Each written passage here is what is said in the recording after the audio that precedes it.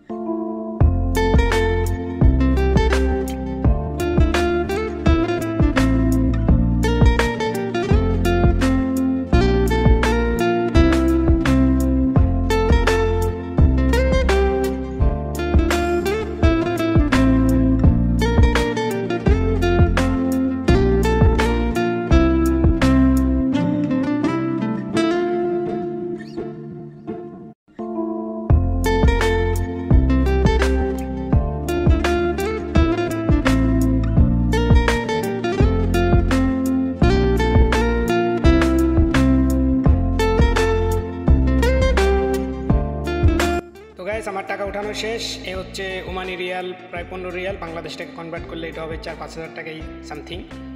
তো এই ছিল ভিডিও। সবাই ভালো থাকবেন এবং ভিডিওটা ভালো লাগলে অবশ্যই সাবস্ক্রাইব করবেন।